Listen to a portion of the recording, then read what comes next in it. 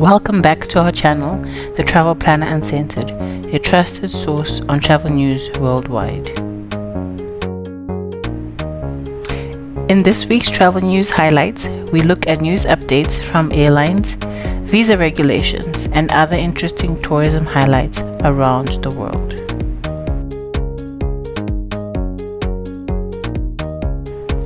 News topping our air travel news this week. Airlink and Air Austral have signed a bilateral special prorate agreement which came into effect on October 15. Under the agreement, Airlink offers passengers access to Air Austral's network of Indian Ocean destinations through connections via Reunion. This agreement allows for bookings across both airline networks with the convenience of a single ticket. This collaboration marks an exciting step forward in strengthening connectivity between Indian Ocean islands and African continent. Egyptair is waiting for approval from the U.S. Department of Transportation for the launch of 2 long-haul routes to the U.S. to start in 2026. The first flight will offer a direct connection between Cairo International Airport and Los Angeles International Airport starting in May of 2026. This will be followed by a direct flight from Cairo to Chicago O'Hare International Airport a month later in June. The CEO of Egyptair said the airline plans to use its new A350-900s on these routes. A new Zimbabwean startup, Fly Crystal Airways, is expected to launch charter flights on domestic, regional, and international routes from December this year. The company has already received approval to operate domestic, regional, and international routes from Harare. The domestic routes will be Bulawayo and Victoria Falls. Regional services will be Johannesburg, Cape Town, Windhoek, Zanzibar, Dar es Salaam, Lusaka, and Lilongwe. The international routes will be London, Mumbai, Dubai, and Guangzhou. The target date for scheduled services is December 1st. Emirates Premium Economy cabin has been rolled out on flights between Dubai and Bangkok, operated by its newly retrofitted A380 aircraft. The airline has now extended its Premium Economy experience to over 70 cities globally.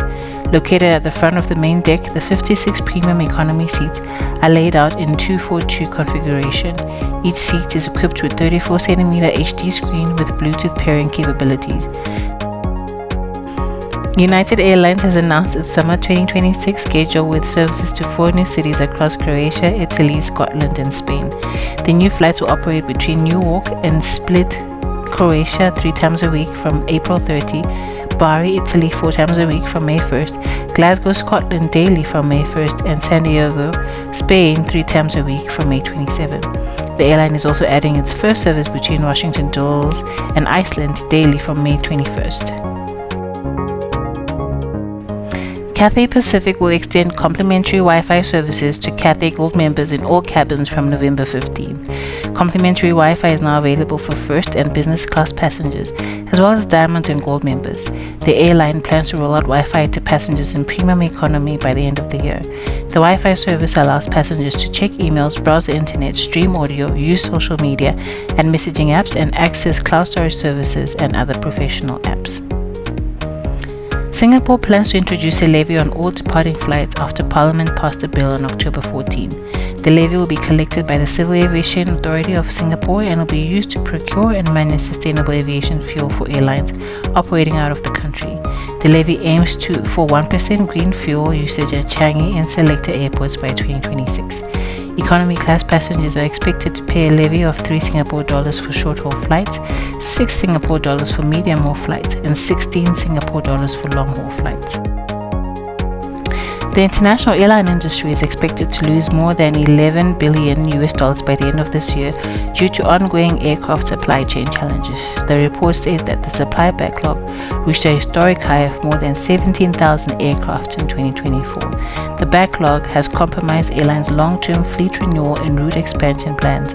However, passenger numbers are expected to grow between 12 and 15% this year.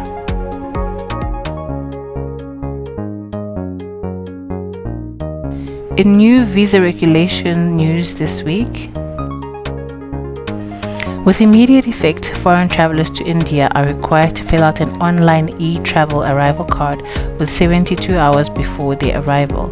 Travel details such as passport number, nationality, purpose of visit, address in India, length of stay, and countries visited in the last 6 days may be required. The forms can be completed via the Indian Visa mobile app or using the link posted in our video description.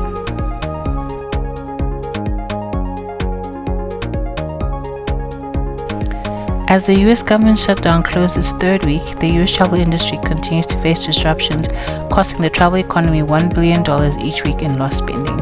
Air traffic controller shortages have been reported in cities across the US, including airports in Boston and Philadelphia, and control centers in Atlanta and Houston. Flight delays have spread to airports in Nashville, Dallas, Newark, and more.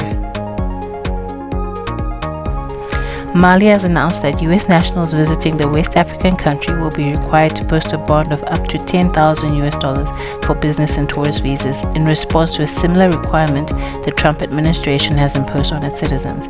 Mali's foreign minister said the bond has been imposed unilaterally and it had decided to establish an identical visa program for US citizens. The visa policy shift comes despite moves to improve diplomatic relations between the two countries. And finally, in our tourism news this week, Hong Kong International Airport has introduced new layover tours that will offer waiting passengers the chance to explore the city's cultural landmarks for passengers with more than 7 hours between their flights and must meet Hong Kong's entry requirements. Passengers can pre-book their tour up to 3 months before the intended tour date or book their tour at the free layover tour service counter in the airport upon arrival. However, each tour has a limited number of seats which are subject to availability. Walt Disney is introducing brand new audio animatronic figures to theme parks around the world. From November 7, Disney will roll out new technology at Animal Kingdom theme park in Florida as its Zootopia. Elsa will arrive in Norway Frozen attraction along with Anna, Sven, and Kristoff. Other Disney attractions will be equipped with high-tech, all-electric motor 3D printed figures, including Tiana, Bayou, Rapunzel's Lantern Festival, and the World of Frozen. The Grand Egyptian Museum is preparing for its official opening ceremony on November 1st. The museum will reopen to the public on November 4th, coinciding with the 103rd anniversary of Howard Carter's discovery of Tutankhamun's tomb. The museum spans 50 hectares, making it the largest museum in the world dedicated to a single civilization. The museum will showcase over 100,000 artifacts tracing Egypt's history, highlighting the entire Tutankhamun collection displayed together for the first time. Thanks again for watching this video. Ensure to leave a comment, like, and subscribe to our channel, and don't forget to hit the notification button. Catch us again next week for our next travel news segment.